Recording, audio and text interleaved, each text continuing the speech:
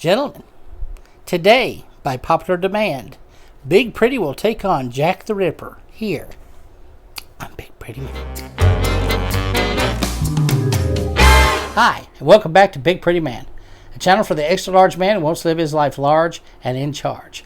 I'm your host, Timothy Big Pretty Crowe. I'm a wardrobe and lifestyle consultant for the extra large man. Okay, guys, we're going to be doing something a little bit different again. About a month ago, I did a video on Lizzie Borden, explaining how I thought she did it, and also explaining why I thought that she was guilty of the crime.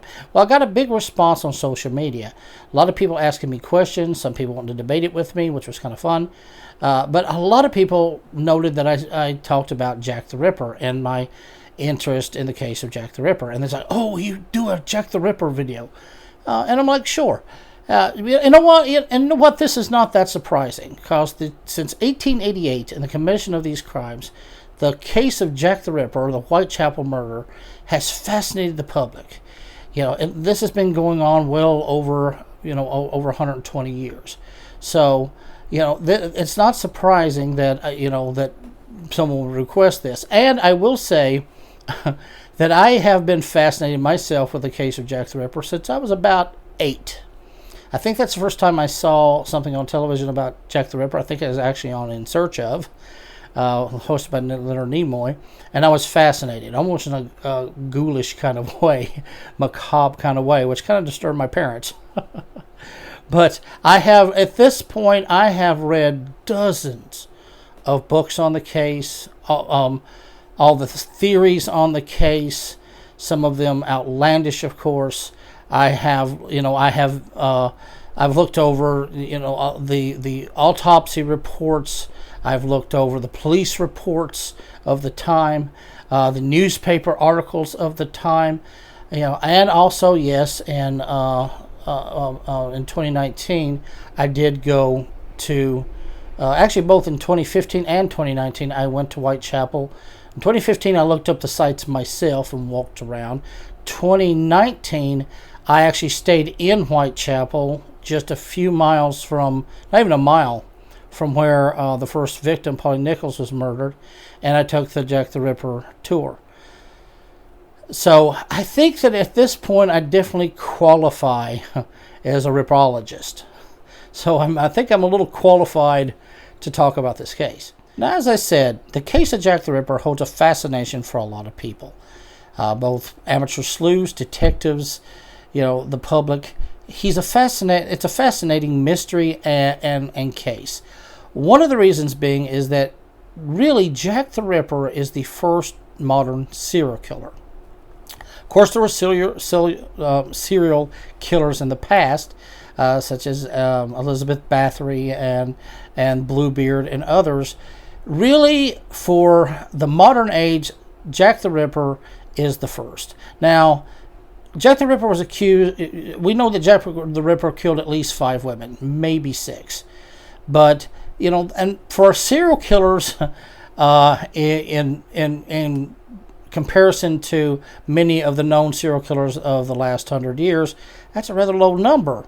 And not nearly as prolific as, say, Ted Bundy, who we know killed and brutalized 20 women, confirmed, and he claimed 30, or someone like the Green River Killer, Gary Ridgway, who actually killed 49 prostitutes that we know of, or Jeffrey Dahmer, who killed and butchered gay men, about 17 that we know of, or Andrei Chikatilo, the Russian serial killer, who is known to have killed at least 58 people and butchered and brutalized them. So that makes Jack the Ripper's crime seem rather small. Not that taking any life, of course, is a serious and horrible and tragic incident, but 5 compared to 58. However, one of the reasons Jack the Ripper is so famous is because, one, he is kind of the first, really brutal serial killer, and also he was never caught. That, and that's left a mystery, and people cannot resist a mystery. So now, right out of the gate, let me first say that at this point, 134 years after the crime, the likelihood that we'll ever know who Jack the Ripper truly was is extremely slim to practically none. There was very little physical evidence, really only one piece of physical evidence, back in 1888, and that has long been lost. That would have been the piece of apron that was taken off of Catherine Eddowes, the fourth victim, that he used to wipe his hands, and his knife and threw down into a doorway. That's long gone. That could have revealed some DNA from both Catherine Eddowes and also possibly from him if he accidentally cut himself, as a lot of times people do when they're using a knife. That could have given us a DNA profile that could have been put into a database. That's lost. Even the From Hell letter, by which a piece of tissue from a piece of kidney, which may have come also from Catherine Eddowes, the fourth victim, was sent along. That is long gone and lost. Today we could actually confirm if that piece of tissue came from Catherine Eddowes. Thus it would confirm that the letter really was from Jack the Ripper. Lost. So at this point, all that we can really do, all of us ripologists and detectives and amateur sleuths, is look at the crimes, look at the crime scenes, look at the autopsies reports, you look at the timings of the death, and as well as some of the top suspects of the police back at the time, and extrapolate and speculate from there. And that's really about it. And of course, this has been done hundreds of times, and there is an entire, legion of suspects out there. Some of them quite fantastical and outlandish, such as I've heard the theory it was Jill the Ripper, a female serial killer, or that it was Lewis Carroll who wrote Alice in Wonderland. I even saw one that someone trying to argue that it was the Elephant Man, John Merrick, who was a contemporary and lived in Whitechapel at the time. How does that work? But yes, there's been a lot of crazy theories out there. And I'm not going to stand here and try and say, this man was Jack the Ripper. I can't do that. Nobody can truly do that. But what I can do from my expertise and my now over 30, well, actually 40-something years of studying this case, is I can eliminate a lot of these suspects, give kind of a profile of who Jack the Ripper was, what kind of man that he was, and what kind of killer that he was, and what kind of motives he had. And I will offer from the evidence, from the police reports, two potential suspects whom I think hold the greatest likelihood out of all the suspects of being Jack the Ripper. And that's about as good as I can do. So to start, let's first look at the time and the place where Jack the Ripper committed these ferocious crimes. That being Whitechapel, which is in the East End of London in 1888. Now, the East End of London was a horrid, maybe one of the worst slum and ghettos in modern history, even compared with those we have today. At that time, London was the economic center of the world, one of the most successful and prestigious cities, on the planet. You can understand, this is in the glory days of the British Empire, with all of the resources and trade and exports that were coming in. However, and of course, it was a fantastic city. But in the East End, it was a overcrowded, filthy slum. It was full of a lot of immigrants, particularly a lot of Jewish immigrants from the pogroms in Russia had drove out a lot of Jews from Russia. If you've seen Fiddler on the Roof, those people. And a lot of those people end up going to places like either America or to the UK. And they usually a lot of them settled into the East End of London. It was overcrowded. It was filthy. It was full of a lot of sewage, because there wasn't good sanitation at the time. People were living sometimes 9 to 12 people in a room. There was a lot of derelict people, a lot of homeless people wandering around, and even more than that, there was a plague of gin. Gin at the time was equivalent to crack cocaine in the 1980s.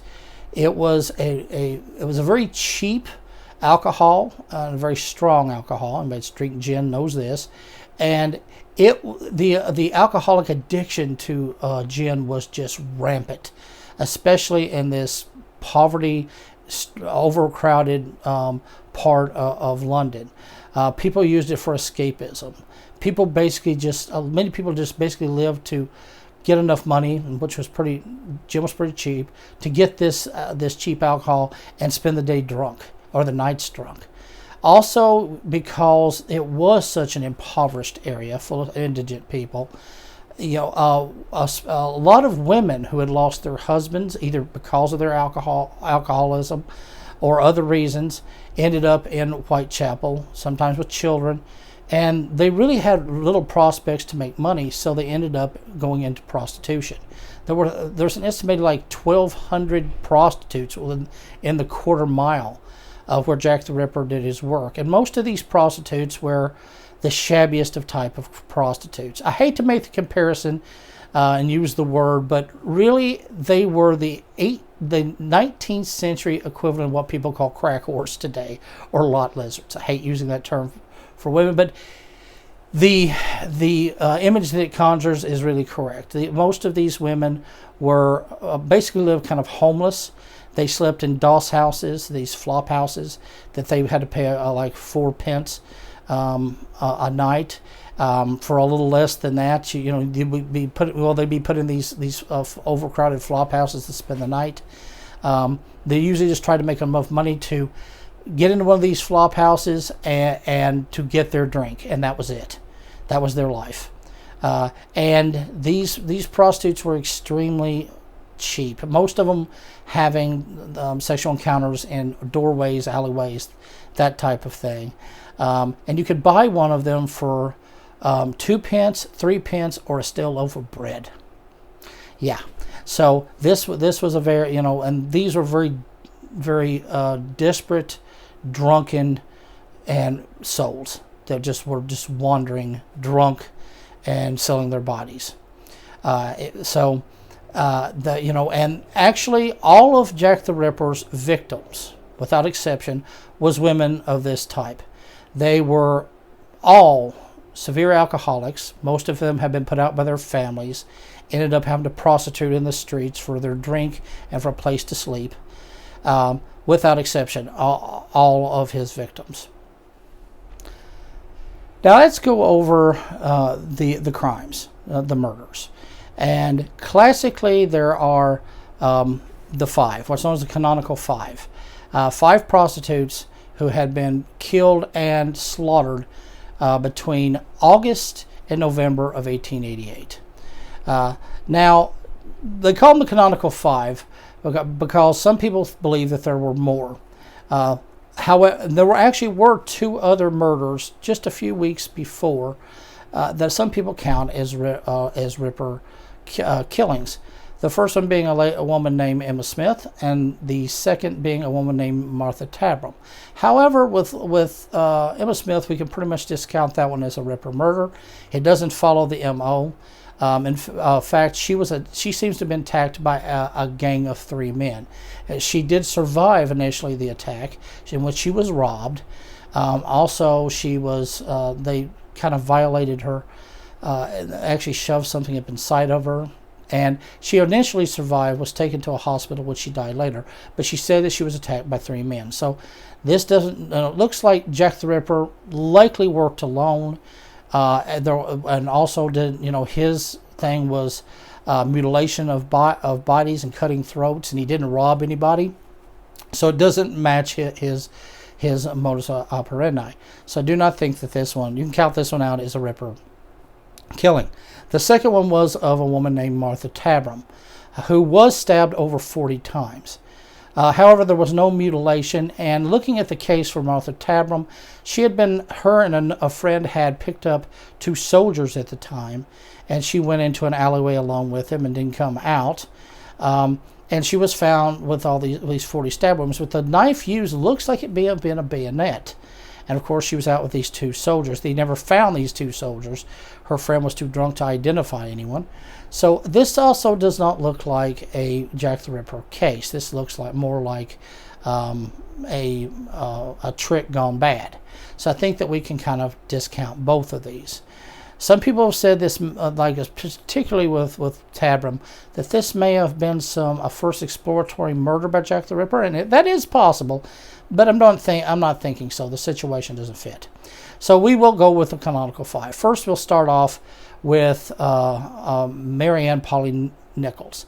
Polly Nichols was a woman that was 43 years old. She had been a servant and got fired from that. She'd also been married and had 5 children, and because of her alcoholism and possibly because of her prostitution to get money for alcoholism, her husband had put her out, and she ended up in the streets of Whitechapel, as one of these street walking alcoholic prostitutes. She was found dead in Bucks Row, which was off Durwood Street, around about 3:40 in the morning. Or she was attacked around 3:40 in the morning, but on August 25th, 1888. So, and she was found. It was found that she was.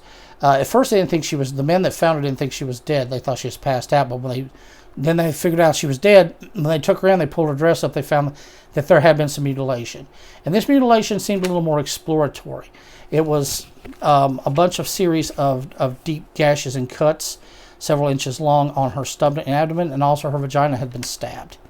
And this does look like, almost definitely is a Ripper killing, and it seems like his first exploratory attempts, that he would perfect his grisly MO as the time went on. Now, the second victim of Jack the Ripper was a woman named Annie Chapman. And Annie Chapman was 47 years old at the time of her murder. And her murder took place a few weeks later on September 8th, 1888. Very similar to the rest of the stories. We start to see a pattern. Annie had actually been married to a gentleman who was a coachman, a servant for a lord on a estate in Windsor. And in fact, this early wedding picture is the only existing photo of one of the victims of Jack the Ripper taken while they were alive. There have been several other photos that popped up of some of the other victims, but they have no verification. This is the only verified picture of of a living Jack the Ripper victim. But Annie was a very severe alcoholic. She kept wandering the estate where her husband worked in a drunken stupor, to the point that the lord of the estate said, "We don't want her here anymore," and her husband parted with her, probably because of her alcoholism. And she ended up in Whitechapel with the rest as a derelict, drunken street prostitute. Annie was found in 29 Hanbury Street in a small back courtyard. It was early in the morning. She had actually been seen eating a baked potato in a doll's house, but she didn't have her money, so they put her out. And she went out, and she was seen by someone who passing by. She was speaking to a gentleman, and she was heard to say, him to say, "Will you?" And she said yes. She had her hand on his chest, and this is one of the signs of prostitute. They put their hand on your chest and say, "You want the business." So she was apparently making the business. Now, whether this man that this witness passed by and saw was Jack the Ripper, we don't know. It is probably close to time. She was found around 5:30 in the morning.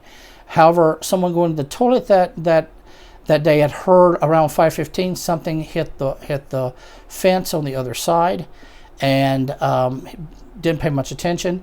And also about 5 a.m., a gentleman came out the back door and actually sat right down next to where the body was found, and was actually trimming a piece of liver off his shoe, and he saw nothing. So we know that this murder took place probably around 5:15 a.m. in the morning. She was, and in here, Jack is beginning to develop his expertise and set up his MO.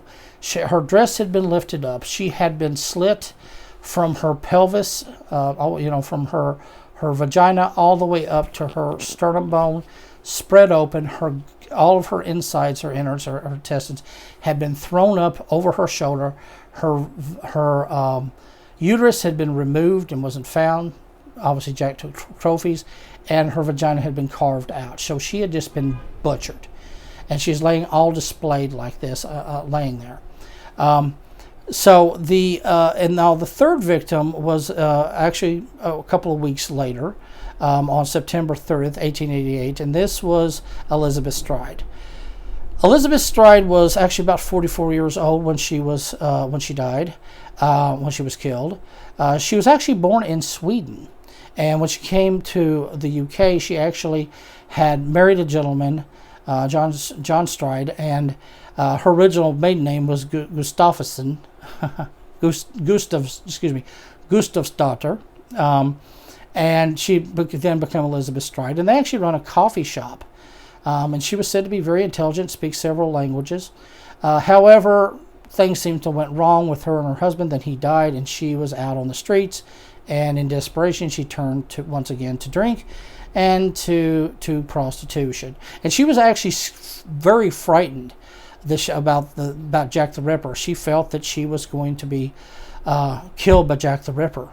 And that turned out to be prophetic. On September 30th, around about 1 a.m., she was attacked in a small entryway into a livery called Duff's Field, which is off Commercial Street. Off Burner Street in just outside of Whitechapel.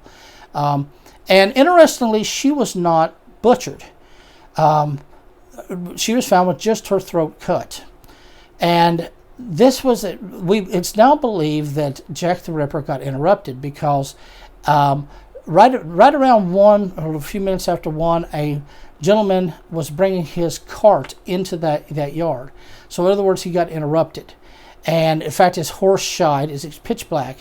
His horse shied, and he got out to see what was causing it, and that's when he found the body. And she was still warm. She had been and bleeding, so she had just been killed. Speculation is now that and she'd also been strangled. So the speculation is now that this Jack the Ripper had made the kill, but he got interrupted and almost caught when this wagon was pulling into the livery, and he took off. Probably took off through the livery and one of the back streets. So this is actually September 30th is what's known as the double event, because within about a mile there was another victim, and that would have been Catherine Eddowes. Catherine Eddowes, just like the other ladies, she had a little more of a tragic life. She'd actually her parents had died when she was young. She was actually put into she was an orphan. She spent most of her life in orphan institutions and orphanages. She ended up she never actually married, but she had 2 children. She ended up like the rest. She ended up in the streets, as an alcoholic prostitute. She was about 46 years old when this happened to her, and she was found in Midder Square, which is actually a little far out for Jack, outside of his comfort zone in the quarter mile of Whitechapel. And in this case, she was absolutely slaughtered. Apparently, and if the theory is true that he hit Elizabeth Stride but then got interrupted, apparently he worked himself up from this, and it had to go somewhere. And when he attacked Catherine Eddowes, he like Annie Chapman, he cut her open from her vagina all the way up to her chest, to her sternum, spread her open, pulled all of her insides out, cut out part of her liver, and took part of her kidney, and also took out her uterus and vagina area, carved that completely out like you would with a deer. He had also slashed her face, slashed her across her face, which actually cut off the end of her nose. Her nose actually fell off, and they picked her up.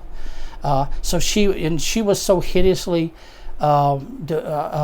mangled that they had disfigured, that the only way that her boyfriend could identify her was from a pawn ticket that had been given to her a couple days earlier by a friend for a shirt. That's how they had to identify her. So this shows that Jack most likely was worked up into a frenzy when, from missing out on his first victim and having been stopped short, and he really took it out on poor Catherine Eddowes. Now, the last known victim of Jack the Ripper took place quite a bit of time later. It was actually because the double event was on September 30th, 1888. This murder took place in November 9th of 1888, and that would have been of Mary Kelly. Mary Kelly was the youngest of the victims. She was 25 at that time. And we know very little about her, because the reason is it's hard to find records because Mary Kelly is a very common name. But from what we do know, she was a very pretty young girl. In fact, she had said that she had worked in a more fancy brothel, and even been taken to France by one of these clients at one time. But either way, something went wrong, and she ended up in Whitechapel. However, she's a little bit different, because unlike the others, the sexual encounters were in the streets. Mary had a room, and that she could take her customers back to. And she was actually seen with a couple of men after leaving a bar by several people. One they said it was a man of Jewish origin features. He had a slouch hat and a long coat, with fur-trimmed coat, and carrying a package. Also, there was a younger man that she was seen with fair complexion that she'd been seen with earlier and taken into her house, but she was seen after that, so he's likely not Jack the Ripper. So, but there was the cry of murder was heard sometime around 3 to 3:30 a.m. Most people paid no attention to it, and the next day, the landlord had sent a man around to collect the rent. She was behind her rent and knocked on the door, and he didn't get an answer. However, there was a hole in the glass, and she'd stuffed with rags and newspaper, and he poked that out. He looked inside, and he seen a slaughter scene of nightmares. She had absolutely been butchered and slaughtered like a pig. Now, unlike all the other victims of Jack the Ripper that were these murders were committed outdoors, usually in dark alleys or dark streets, and he's working very fast. It's estimated that it took him between 5 to 10 minutes to do each one of these murders and mutilations. Here, for the first time, he had privacy. He was in a room where he was not likely to be disturbed. And now he could unleash all of his mutilating fetish fantasies on this body. And he definitely did. And as gruesome as it sounds, some people have said that this was Jack's macabre masterpiece. He had skinned her face. He basically flayed her face down to the skull. He cut off her nose, her lips, her eyelids. He'd skinned her cheeks. He'd skinned her forehead. He basically laid the face open. You couldn't even recognize any feature about her. He had, of course, viscerated her as usual, from the sternum bone all the way down to her privates. He had actually cut out and removed her uterus, vagina area completely. He had took out all of her internal organs, pulled them out and put them on a table. He cut the fat off of her sides, cut her breasts off, laid them on a nearby table. And then he had also filleted her thighs right down to the bone. In fact, in this famous crime photo, you can see the femur bone sticking out. So he had absolutely slaughtered and dissected this poor girl's body. And interestingly, this seems to have been his last known victim. There are a few victims or murder victims over the next year or so. One was almost definitely was not him. It was this woman had been out with a gentleman, a sailor, They had argued, and then she was killed and stabbed, and he was seen later with blood on him. And the other one kind of looks more like a copycat, and a poorly done one. So for whatever reason, this seems to be the last of Jack the Ripper's victims, which is interesting because serial killers do not stop. They don't just suddenly say, oh, well, that's it, I'm done. No, this is usually especially with sexual killers, which Jack the Ripper was, and I'm going to go over that in a minute. But, this is a compulsion that they cannot control. Trying to control that is like people trying to go celibate just for personal reasons. Usually you break down. So eventually he would have broke down, and committed more crimes. So this means that Jack the Ripper was either apprehended for another crime, moved to another area where his crimes were not detected, or he died. That's really the only three alternatives. And what's interesting is within a few weeks of Mary Kelly's murder, the investigation they downstepped the investigation. They took a lot of the beat cops off the walk, and they basically and the case was officially closed about 2 years later. But it's very interesting because they actually stepped down the investigation, stepped down the patrols in a time period that was shorter than between two of the murders. It's almost like the police knew something. And in fact, it almost points to the fact that they thought they knew who Jack the Ripper was, and that for whatever reason, he was no longer a threat. He was no longer going to be doing his murders, which we're going to go into that as well.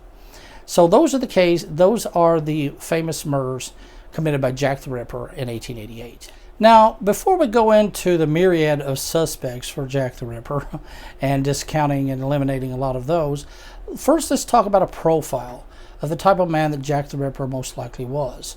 Now, today we have professional serial killer profiles, and one was done by a famous FBI agent who actually coined the term for serial killers back in the 90s. And if you're going to have a psychological profile of a serial killer, this is the guy to do it. I've read it, and I absolutely agree with most of his findings. Now, first, let's start off with the famous moniker, the name, Jack the Ripper. What a powerful name. What a perfect name. Well, for a serial killer. In fact, I think a lot of people feel that name itself has really led to the legend, and the great interest in the mystery of who he was. And interestingly, almost definitely, it's not a name that he came up with himself.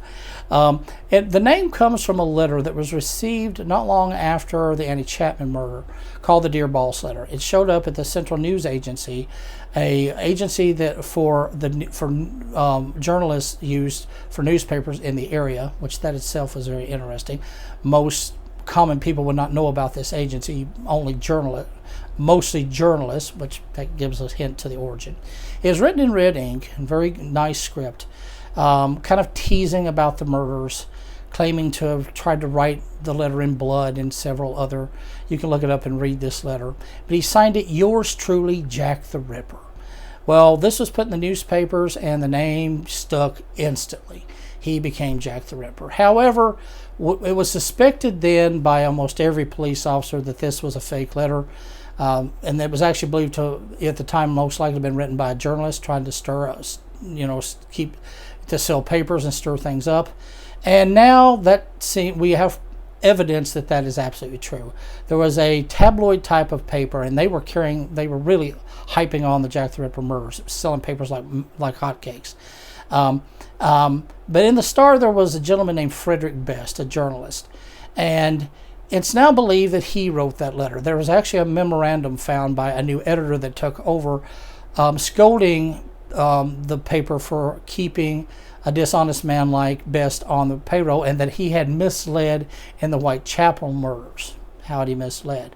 So just recently they did a comparison, a handwriting comparison between Frederick Best and the Dear Boss letter, and it fits perfectly. It is absolutely identical match. So there's little doubt now with this memorandum, as well as the handwriting analysis, that this letter was written by Frederick Best to stir up the case. And And one thing about the analysis it showed is that this letter had no life to it. It was just it just was written out. There was no finesse. There was no zest in the writing. And for a serial killer to be writing a note, you would expect that. This looked like it was patiently and meticulously copied. In other words, somebody else had written this down for him, and probably someone else had written the letter and come up with the name, not Frederick Best. The suspicion falls on his editor because Best was protected, and the only person who could protect him was his editor. So most likely the editor had been the one that came up with the name Jack the Ripper, which was a small stroke of macabre brilliance. So, and actually there's a little bit of evidence for that Jack the Ripper disliked this moniker, because there is another letter, the famous From Helm letter, that was sent not to a news agency but to Mr. Lusk. Lusk run a vigilance committee, people out doing night watches trying to catch Jack the Ripper. Big critics of the police at the time. They felt like they weren't doing enough. And he was the leader right in the middle of Whitechapel. He received a small package and letter, and the package was a small piece of kidney. And this is right after the Catherine Eddowes murder. And you know, he was and the letter was claiming this was a piece of her kidney. Now, a piece of her kidney had been taken taken from the body. However, back then, and it was examined, and it was found to have Bright's disease, which it was known that Catherine Eddowes suffered from this, from drinking too much gin. However, everybody was gin alcoholics in the East End, so it really doesn't, and Bright's disease was very common, so it really doesn't prove it. Today, if we had it, we could do DNA, and we would know if it come from Catherine Eddowes, from her descendants, and that would tell us the letter is real, but it's been long lost, unfortunately. However, I personally feel that this, I'm about 90% sure this actually came from Jack the Ripper. Why? Because he didn't send it to the police. He didn't send it to the press.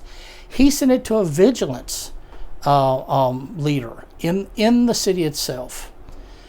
And this shows that his concentration was in the slums of the East End, in his neighborhood. And that is a trait that you find among indigent people in cities. They live in a bubble.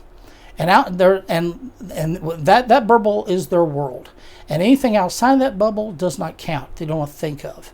You find this today. I've seen this in like, for instance, I live here in Philadelphia, and I work at a museum. And sometimes we have school groups come from some poorer areas, like the North End of Philadelphia, and they'll come to the museum. And these kids will ask. These kids were born and raised in Philadelphia, in one of these neighborhoods, but they'll ask, "When are we going back to Philadelphia?" When they're right in the center of Philadelphia, less than a mile from the city center. Why? Because to them, Philadelphia is like the 10 square blocks around their house, where their parents never leave, where the people they know never leave. They stay and live in that area, and they even claim, you know, you're from here, you're not from there. So their whole world with these indigent people are within that small bubble. And Jack the Ripper is acting that way. He's not interested in the police. He's not interested in the press.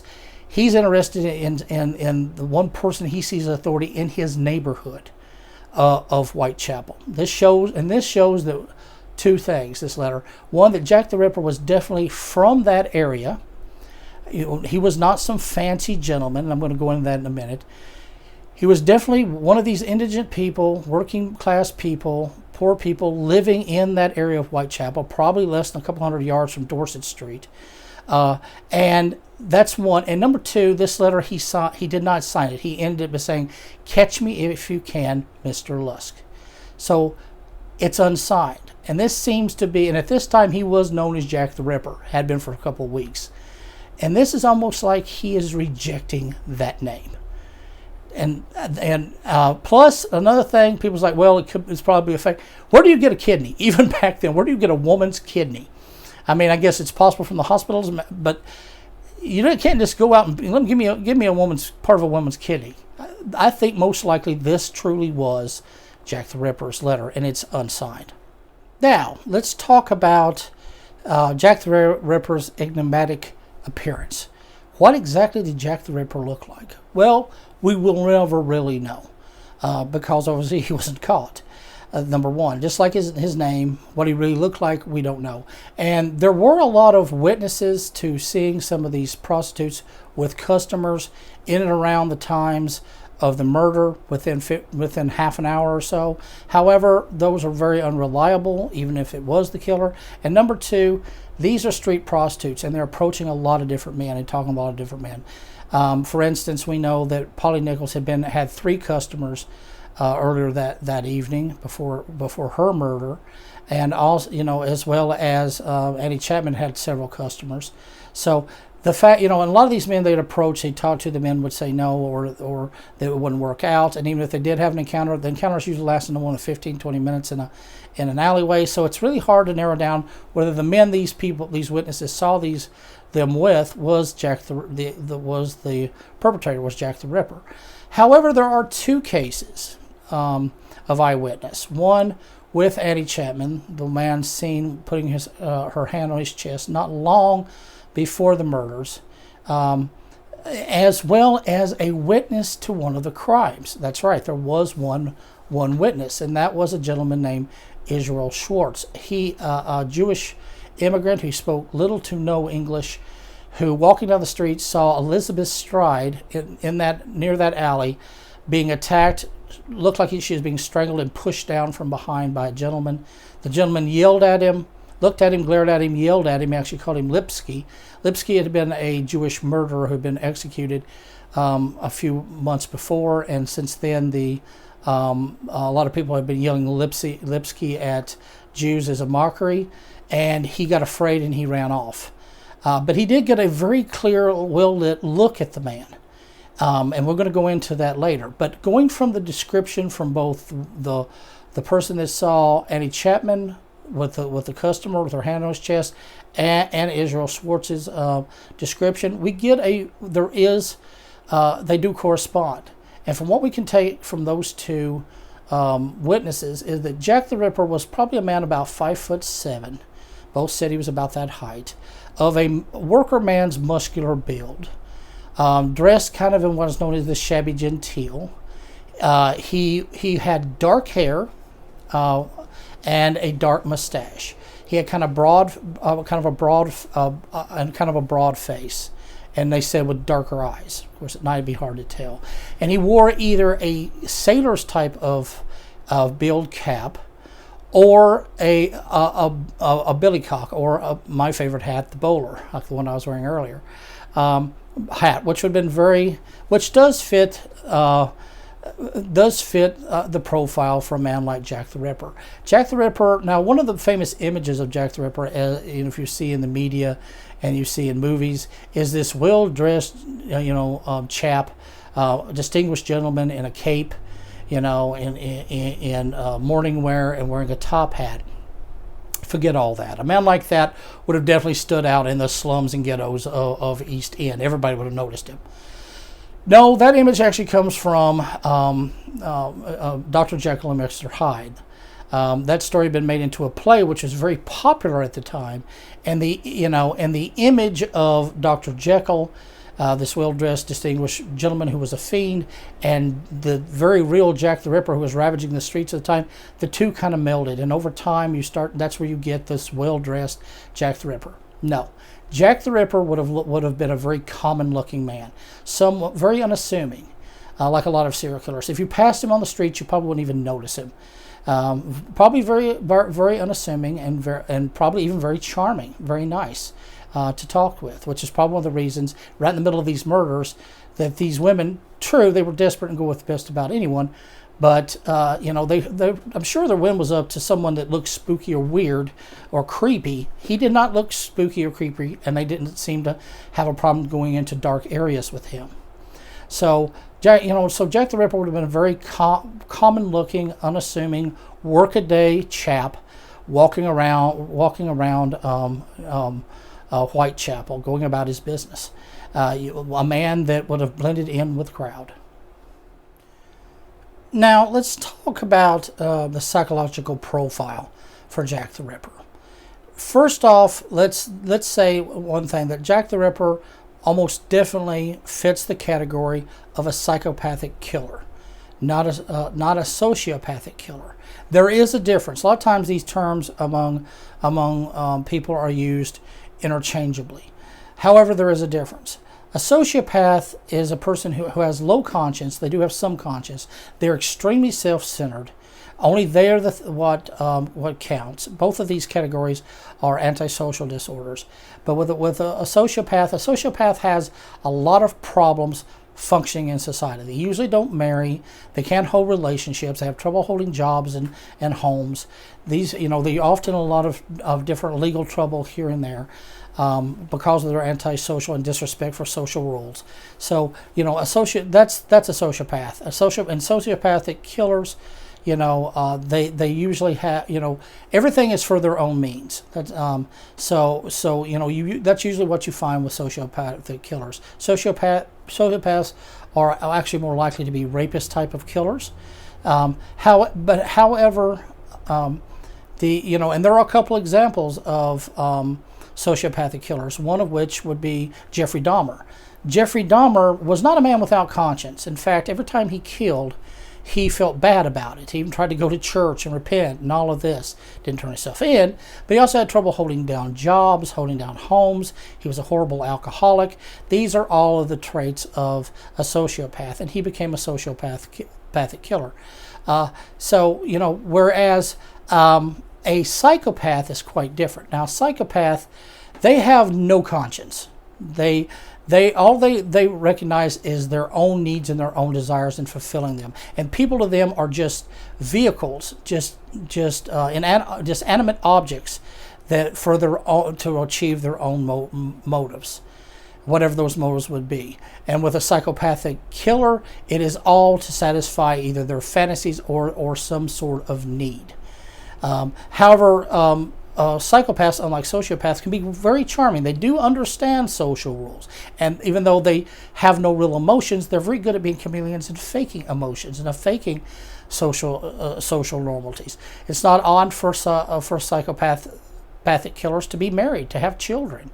Usually, these are very shallow relationships, even though their mate may not know this.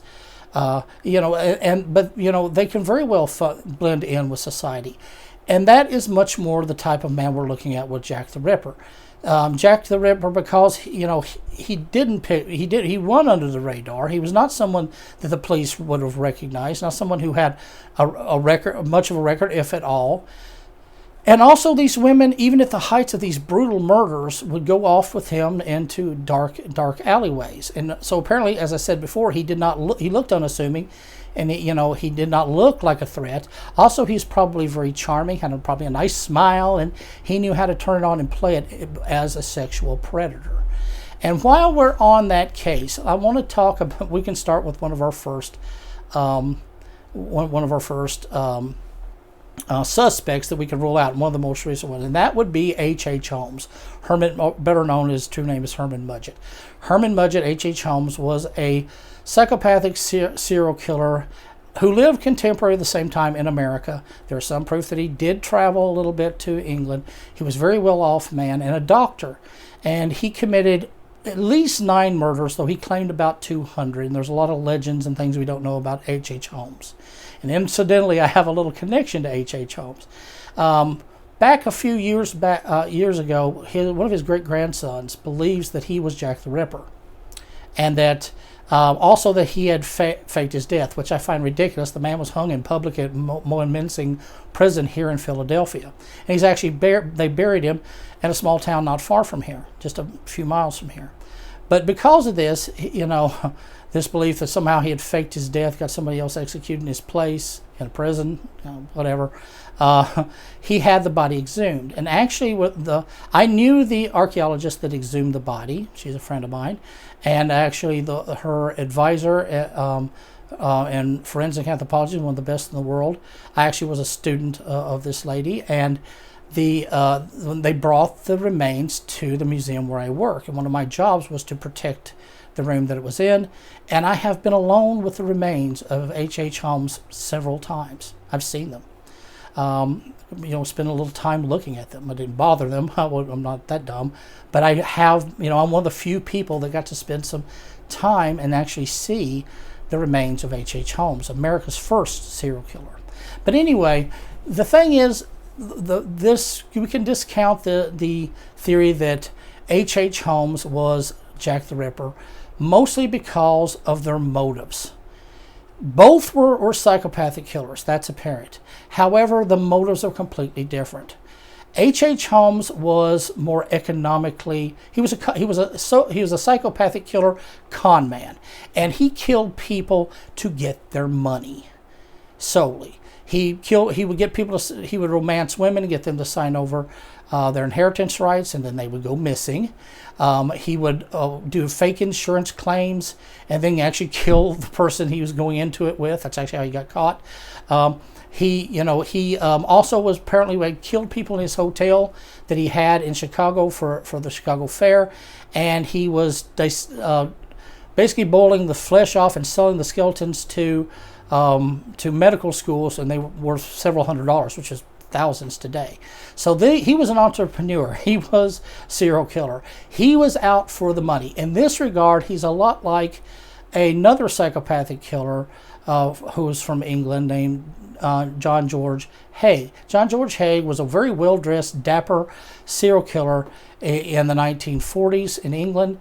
He was actually charming people, couples, to get money, also older ladies to get their money, and he was killing them, taking their belongings, taking their money, and then he would kill them, and he was boiling he was dissolving them in acid. He was known as the acid bath killer. And when he was caught, he just told this story nonchalant, like it was nothing. He had no conscience about it whatsoever. Never apologized, never felt bad about it. Pure psychopathic killer. H.H. Holmes more follows in that line. Now, Jack the Ripper, his motive was sexual. And now there's no signs that he ever had sex with any of his victims. He just killed them, and then he slaughtered them. And in this regard, what you got to understand is that Jack the Ripper's motive and his reason for killing was not for the thrill of the kill, it was for the dissection and mutilation. That was his fetish. That was his turn on. So as one commenter said, Jack did not cut to kill, he killed to cut. That was his thrill. The killing was incidental. He would kill them usually, and actually usually didn't kill them with a knife. Jack's MO was that usually he'd get them in this place and that he would strangle them. We know that Polly Nichols, Annie Chapman, and Catherine Eddowes, all of them were strangled first, and most likely also Elizabeth Stride. He would strangle them either to death or into unconsciousness. It takes a good 4 minutes to strangle someone completely to death. But he strangled them down into unconsciousness. Then he would cut their throats literally to the spine. And once he'd done that, now he has what he really wants, and that's the material to slaughter. That, and also possibly the thrill of him possibly being caught. That added to the adrenaline, that added to the thrill. But his turn on was slaughter. His turn on was to carve and cut and to rip apart. That gave him a sexual thrill. Very similar to Jeffrey Dahmer, who was a sociopath, not so much a psychopath, but the motives were same for him. Jeffrey Dahmer became sexually aroused only during dissection and cutting up bodies. He hated it, but that was his turn on. In this regard, he's similar to Jack the Ripper. Jack the Ripper's turn on was the mutilation and slaughter. You especially see that with his last victim of Mary Kelly, where he could have all of his fantasies and he just completely butchered her. So, and serial killers do not, just like people don't change their sexual preference, change what turns them on just suddenly. H.H. Holmes isn't going to go from killing people to get their money, and get them out of the way, to, hey, I want to carve the bodies up and play with the insides. That doesn't happen. So H.H. Holmes, though both are psychopaths, they have two completely different motives, one sexual and one economic. So we can count H.H. Holmes out as Jack the Ripper. As a matter of fact, the one serial killer that is that Jack the Ripper more resembles is actually Andrei Chikatilo, the famous Russian serial killer. And Chikatilo had the same type of of a very similar type of killer fetish. He liked to mutilate bodies. He actually even is picking up. He picked up people from the train stations, desperate people, men, women, children, on the context of prostitute of selling their bodies for prostitution. He'd take them to wooded areas, and apparently he suffered from some forms of erectile dysfunction. And the only way he could really get off, let's just say it, was through murdering the victims. And he bit them, he chewed them, he maybe even eat parts of them, he cut them, he stabbed them, he ripped them open, very similar to Jack the Ripper. In fact, there is no, as I said, there is no proof that Jack the Ripper ever raped or had sex with his victims. And I think, like Chikatilo, he may have had erectile dysfunctions. He may have suffered from at least some form of impotency. However, Chikatilo, very much a psychopathic killer, he had a family, he had a job, he had 2 children. So it could be very likely that Jack the Ripper was the very same. He wasn't this lone fiend wandering the streets. He probably had a job, and he probably had a family. We cannot rule that out. So once again, this is the type of killer that Jack the Ripper was. Jack the Ripper killed for the slaughter. He didn't cut to kill, he killed to cut. Okay, so let's now talk about a few more of the suspects, most of which I can completely rule out, and I'll show you why. The first one I'll go over with, other than H.H. Holmes, like I said, we can rule him out. 2 different types of psychopathic killers completely, no links to the crimes. But the other one is the very famous From Hell theory, or the royal family theory, which they've made at least 2 movies about. The one with the famous one with Johnny Depp. And this is a theory that Prince Albert Victor, the son of the Prince of Wales at the time, Edward, who would later become Edward VIII, King of England. So this was Queen Victoria's grandson and heir to the throne, the future King of England. That he had a proclivity for going into the rough here, of slumming. He liked to have sex with low prostitutes, and that each one of these women each knew each other, and that he had actually married in a Catholic ceremony one of these prostitutes, and he'd fathered a child. Now, at the time, one of the stipulations of being the King or Queen of England is that you have to be Protestant, because they are technically the head of the Protestant Church. So one of the rules that came out of the Great Revolution was that the stipulation that they could not marry a Catholic or become a Catholic. So this was a major controversy, a major scandal, and a major problem if this child, who would be an heir to the throne, were to live. So the theory is that this woman was killed, and all of her friends who witnessed the wedding and the marriage, these prostitutes who were all friends, were also hunted down and killed. And the one person that led it up was a gentleman named William Gall, who was actually the royal physician. And they tie this in with Freemasonry. It says it matches a ritual for punishing anyone that talks, by dismembering them and cutting their throat and all of this. And it also tied into a chalk piece of graffiti that was found in one of the crime scenes. Now, when Catherine Eddowes was killed, several blocks away, going back toward Whitechapel, in a doorway, there was found a piece of her apron covered in blood, where Jack the Ripper had cleaned his hands and probably his knife and threw it down. Now, where he threw it down, there was some chalk graffiti that said, basically, the Jews are not the men who will be accused of nothing. So it was an anti-Semitic slur. And actually, the police erased it because they thought it would cause a riot, which was a big controversy. In truth, though, and they say the spelling of Jews is very similar to this Freemasonry way of spelling Jews, Jews, and all of this. I think it's just bad grammar. Also, just like today, if you go to Whitechapel, it's still kind of a slum area, a rough area.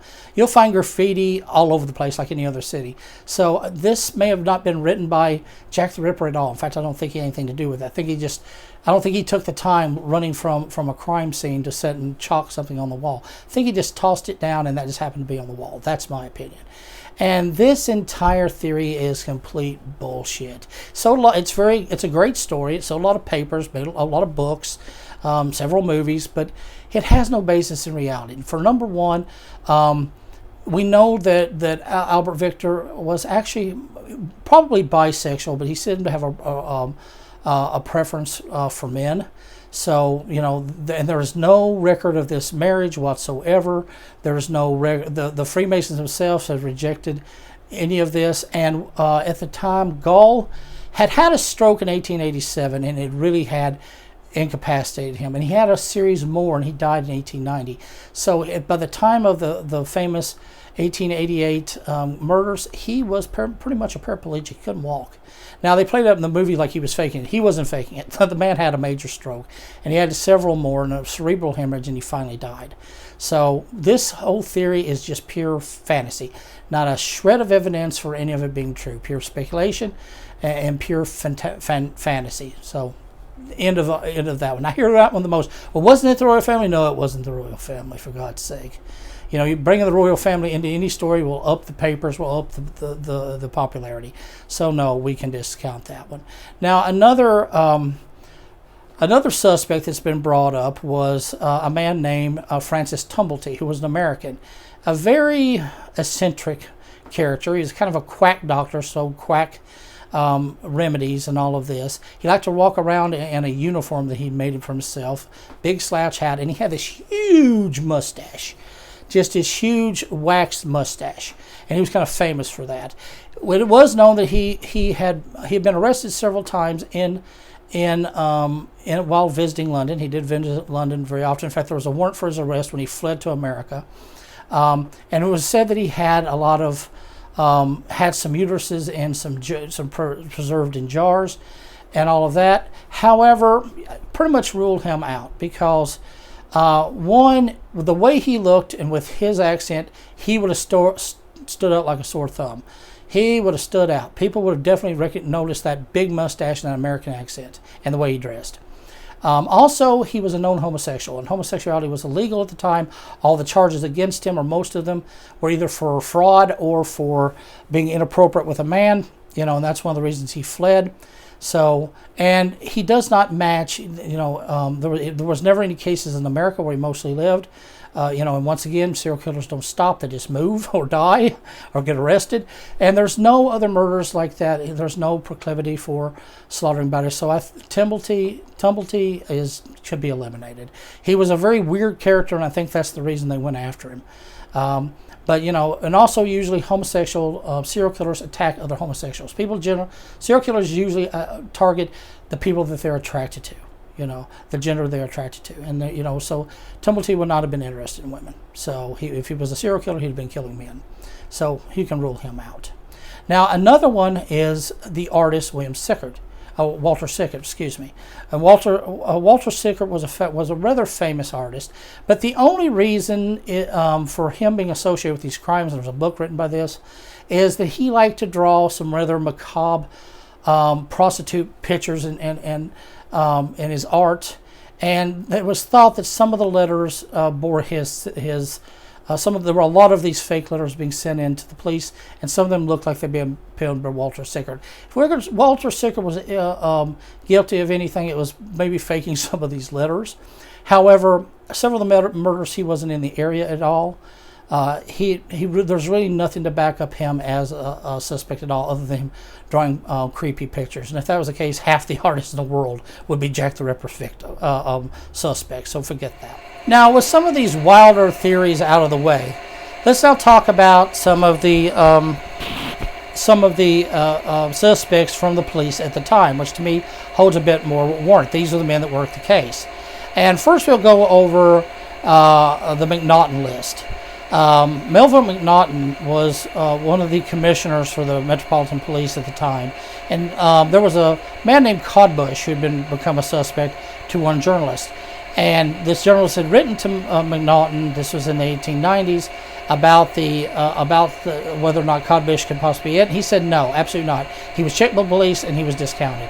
However, he said, I can give you 3 suspects that more possibly fits being Jack the Ripper. And he named 3 these famous suspects. Now the first one, and the one he thought really did it, was a man named M.J. Montague Druitt. He listed him as a lawyer, a barrister. He actually wasn't. He was a school teacher, Oxford trained. He taught at a boys' school. And it appears he got fired from this boys' school for some sort of indiscretion. And not long after the Mary Kelly murder, he committed suicide by jumping in the Thames. He was actually found several weeks later after jumping in the Thames. And really, McNaughton never really gave a reason why he thought that this man was Jack the Ripper, other than he said he got some information from the family that convinced him that he was Jack the Ripper. Most likely, looking at what happened, he was fired from a boys' school for some sort of indiscretion. He later killed himself. I think that we're looking, can't prove it, but it's pointing toward maybe more like a pedophile type of situation, and he killed himself. And that may have been the information that McNaughton was told, is that he liked boys. Well, that's a sexual deviant. Back then they didn't know anything about psychopaths and psychopathic killers and abnormal behavior. So if he was diddling with boys, then obviously, him being he could just as easily be a serial killer. But there was no connection whatsoever of Druitt. He was never named as a suspect during the investigation. And I think really a lack of information, lack of understanding of these type of serial killers answers why he was a suspect. I don't think he had anything to do with it.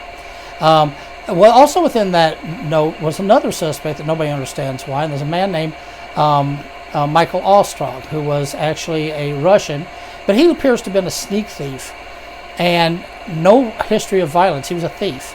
And there's no link. And at one point he was actually incarcerated during one of the murders, so we can rule him out. And the last one ends up being one of the more interesting was a man named Kosminski. He never said a first name. He said he's a Polish Jew who was likely insane and had a hatred for prostitutes and women. Okay, so, but we didn't know who Kosminski is, but Kosminski would become one of interest much later. Okay, with a lot of these fantastical theories now thrown out, let's talk about 2 of the 2 best suspects that I feel like have a higher likelihood of being, one of them being Jack the Ripper. First, we'll talk about Kosminski. Now, this came up in the letter by McNaughton, but later on, one of the other commissioners, Robert Anderson, who was CID for Scotland Yard, who would have been in charge of the day-to-day, all the aspects of the case. He wrote a book later in life called The Lighter Side of My Official Life, basically his autobiography. And in there he talked about the Jack the Ripper case, and he said that he was not a man that was not known, and that this was not a mystery crime, that they knew who Jack the Ripper was. He said that he was Jewish, a Polish Jew, and that he had that a witness to the crime had identified him, but definitely as the man he saw assaulting one of the victims, and that the man later on was placed in an insane asylum, but he refused to name who it was because he said it served no public interest, which drove all the ripologists insane. It's like, just you went that far, you couldn't say the name, but automatically we knew that this had to have been Israel Schwartz. Israel Schwartz is the only man to have seen one of these victims attacked just a few minutes before the body was found. So he most likely did see Jack the Ripper, and he saw him clearly in good light. So we knew this is most likely Israel Schwartz. Well, in the 1980s, a copy of the book that had been given to the chief inspector, the person right under Anderson, Donald Swanson, who run all the day investigation in the Jack the Ripper case. He was the man in charge after after Anderson. Anderson was actually, throughout most of the case, was actually on a sabbatical, just getting information. So this man was the one that was really running the day-to-day. In his copy of the Anderson book, Swanson had wrote his own notes in pencil. This was found in 1986. It was in possession of his grandchildren. And in there, he wrote in that part where Anderson had talked about Jack the Ripper, he said, yes, we did know who it was. And he named the name, Kosminski, same as McNaughton had named in his list. He said that this man, we did know that he was the killer. He was identified by Israel Schwartz, but Israel Schwartz had refused. He identified him definitely as the man that he saw, and Elizabeth Stride, when he saw her, as the woman that was attacked. So he identified, the only witness identified this Kosminski as the man he saw attacking Elizabeth Stride, making him most definitely the murderer. However, because they were both Jewish, and the Jews were being heavily persecuted in England and being blamed for the Jack the Ripper as a scapegoat in the area, he refused to give testimony against him. He said that he would not have the death of another Jew on his conscience. Also, he's probably trying to protect the rest of the Jewish population.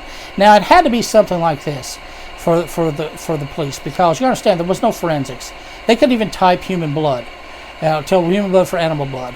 The first fingerprint prosecution wasn't going to come for several more years. So even if they'd have walked upon Jack the Ripper covered, with blood all over the walls and his fingerprints and blood all over the place, there's no way they connected him forensically to the crime. So, so it had to be something like this: either catch him in the act or a witness. But without the testimony, they couldn't do anything. They had to let Kosminski go. It said that Kosminski was let go, but he was watched after that. They knew that this was serious. In their mind, they were convinced that this was Jack the Ripper, and there were no more murders. Eventually, within a year and a half, because it does appear that by that time Kosminski had dipped deep into schizophrenia. He was in his late 20s, and he did match that profile that I talked about. And he was put into an insane asylum. Now, an exhaustive search of the insane asylums finds only one Kosminski during that time period. It's a man named Aaron Kosminski, come from a family, an upholstery family. They built and reupholstered furniture. They are actually a fairly well-off family for that area, and that he had attempted to attack his sister at one point. But that time he had pretty much deteriorated into severe schizophrenia. However, we know from the records that at the time of the murders, he probably was still at least a functioning mind, because he had to go in. He got called into court for having his dog not muzzled, and the testimony he gave and talked there, he seemed very sensible and had it together, and seemed rather charming. Another fit. So the one witness, the fact that the only witness to the crime identified him, that after he was being watched and then placed in an asylum, there were no more killings, and the fact that the police stepped down the investigation within a few weeks after the Mary Kelly murders says that the police fully believed this was Jack the Ripper, that they had found him and it had been taken care of. They couldn't put him on trial, so so they weren't going to tell the press. So as far as they saw, that crime had been solved. And you know what? As one modern-day detective said, if it's good enough for the investigators at the time who knew the murders, it's good enough for me. And I think Kosminski is the best suspect, and I think there's a very high probability that he was Jack the Ripper. Now, there is one other suspect that pops up, and that would have actually been one of the men that found the body of the first known victim, Paula Nichols, and he was a man named Charles Allen Cross. Actually, his real name was Charles Allen Ligman, but Lichmere, Charles Allen Lichmere. But he went by Cross, who had been Thomas Cross, his stepfather. What's interesting about this, and then actually a gentleman named Chris, what is his name? Look at my notes here. Christer Helmgren from Sweden. He's the one that come up with this recent theory about Cross, because Cross had claimed that in the newspapers and all this, and in the inquest on the death, that he and another man named, last name was Robert Paul, found both walking to work early in the morning, found the body laying on the street near Bucks Road. However, an examination shows that's not quite true. That actually Robert Paul walked up on Cross already with the body, even though Cross claimed that they found it about the same time, which is interesting because examining the time when from the inquest testimony, Cross said he left for work at about 3:30 in the morning, and that they both found this body. He found, around 3:45. However, it's only about a 7-minute walk from his house to where he found the body. So unless he stopped and talked to somebody or something, which he did not say, he had at least what's been estimated to be at least 9 minutes alone with this body, and before he saw Robert Paul coming down the alley. And he would have heard him coming because they were hobnail boots on brick. He would have heard him coming. So, and it's interesting because when they got up, they didn't know if the woman was dead. And unlike the other victims, Jack the Ripper almost always put them on display. He hiked their dresses up to show all of the damage that he'd done, the eviscerations he had done. No, her skirt was pulled down, and because the blood was pooling under her and it was a cool night, they didn't know she was dead. And Paul wanted to sit the body up, but Cross said, "I'm not touching her." They thought she was just passed out drunk. So they both left to go look for a police officer. They found one about a block away, and it was Litchmere Cross that went and talked to the cop, and he told him there was a lady laying back there on the street. Don't know if she's dead. Don't know if she's just drunk. And there was another police officer with her, and he lied because there had not been another police officer at the scene. And then the cop let him go on, and he went around the corner, and by pure luck, another police constable, another patrolling officer, had come along and found the body. And so when this police officer that Litchmere spoke to got there, there was a cop there.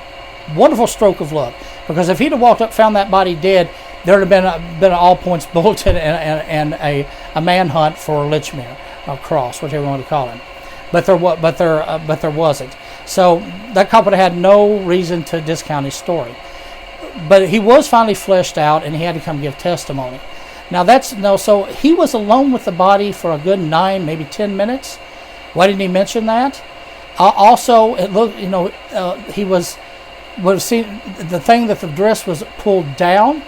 Did he see Paul coming, knowing he couldn't get away, and straightened her up really quick, pulled the dress down, stood up, and then played it off? Be very much like a psychopathic charming killer. So that is a possibility. This is a man that was found standing over the dead body, and she was still warm. Parts of her were still warm. She had only been dead a few minutes. So it puts him pretty much, he had either the real Jack the Ripper, if it wasn't him, had run off just as he walked up in whatever direction, or he was the one that did it. Also, by another piece of circumstantial evidence, all of the other victims were on a route, were along his route, and during the times that he would be going to work, or on his day off, when he'd be going to visit on Saturday, which is when Elizabeth Stride and Catherine Eddowes was killed, outside his comfort zone of Whitechapel. This is going getting more towards London. That happened to be where his mother and his daughter lived, and he would have on his day off. That's a heck of a coincidence. That if there was another person that was Jack the Ripper, and Cross just so happened to be available on a Saturday, and just so happened to be in the same area outside of Jack the Ripper's comfort zone in the middle of Whitechapel. I don't believe in coincidences. So, and actually Elizabeth Stride was found like just a few hundred yards from where he used to live. So either this is the most unlucky guy in the world, and every place that he is, Jack the Ripper hits just by coincidence, or he was Jack the Ripper. And but he went under the radar, which would not be uncommon for a charming serial killer. Lived to be into his 70s, actually became a fairly well-off man, and had his picture taken. So this picture of of Charles Allen Lichmere or Cross, you may be actually looking at the face of Jack the Ripper. Well, okay, guys, I know this is a long video, but hey, it's a big subject. I could have done a series on these. But that's all I've got on for this episode about Jack the Ripper. You may note that unlike a lot of the other videos out there or theories out there, I tend to like to stick to what evidence exists, even if it's circumstantial, for any type of conclusion I come up with. And you'll notice my two suspects are both, one was a man that was seen and identified as attacking one of the victims, and the other was a man found over the first victim. Those are the two men I think are the most likely suspects to be Jack the Ripper. Number one being Kosminski, because he was witnessed and identified as a man attacking Elizabeth Stride just minutes before death. And the police at the time were convinced that he was the murderer. And if it's good enough for them, it's good enough for me. I'm probably 75, I think that'd be right, 75 to 80% sure that Aaron Kosminski was Jack the Ripper. And if not, I think that Cross is the next most strongest suspect. But either way, that's what I've got, and I give it to you. I try to stay within the lines when I talk about these type of investigations. But you know, this type of thing is one of my passions, just like my study of comparative religion and these gods behind me. So once again, you know, it's good to explore your passions. You know, they're some of the best parts of your life. So definitely you do it as well. Whatever your passion is, go with it with gusto. It doesn't have to make money. It just has to make you happy. You know, and you know what else will make you happy? If you stay pretty.